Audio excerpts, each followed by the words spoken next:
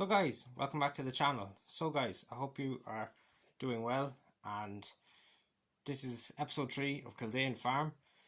So this week on the farm, there's been a lot going on. I can say there's been a lot going on in the world, especially in the past few days.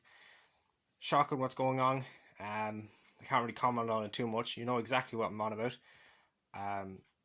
because we're all being bombarded by it. Shouldn't have happened, and I hope in the coming week things change for the better, and the people involved that did wrong get punished severely. That's all I'm going to say about that. It's very messy. I can't really comment on it too much because we're getting fed so much information we don't know what's true or not. So we'll just have to wait and see. So hope you enjoyed this week's episode, and I wish you all a good week next week. And yeah, so yeah, without further ado, let's start off the episode.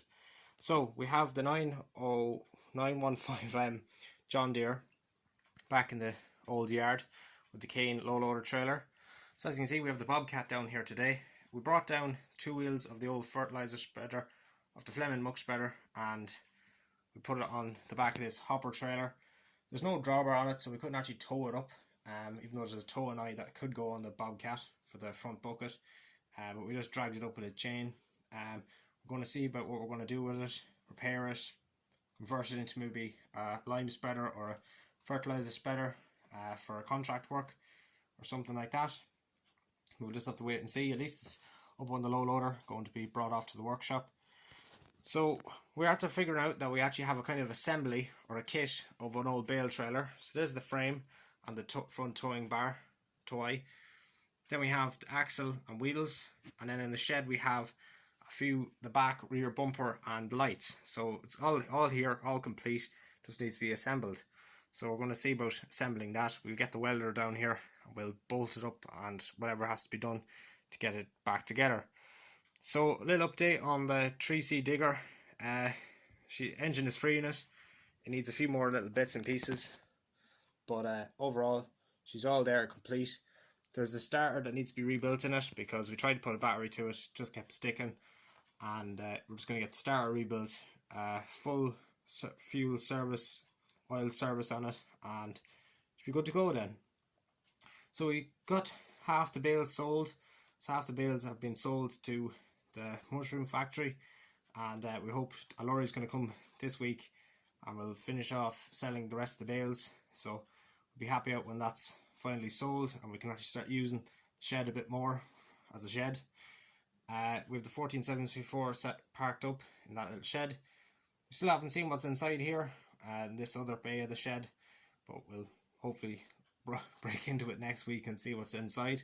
So that's be interesting enough. We have the NC dome trailer with a few more bits of timber in it, but we're going to see about cutting them timbers up for firewood. So yeah, onto the other farm. So, as you can see at this other farm, we have the Fleming muck spreader without its wheels.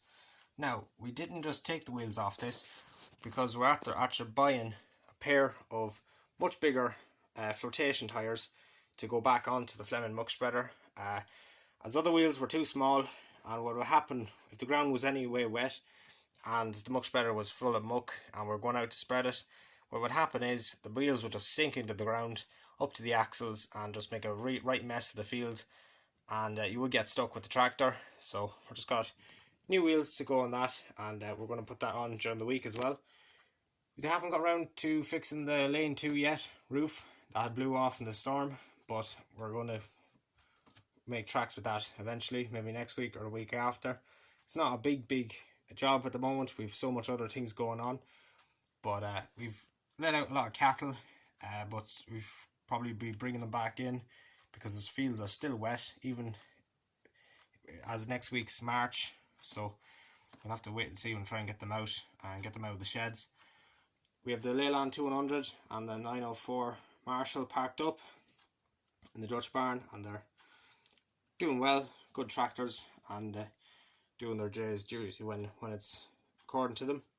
So yeah guys, hope you enjoyed today's episode of Kildane Farm episode 3, and yeah, we'll see you in the next one. So see you again soon.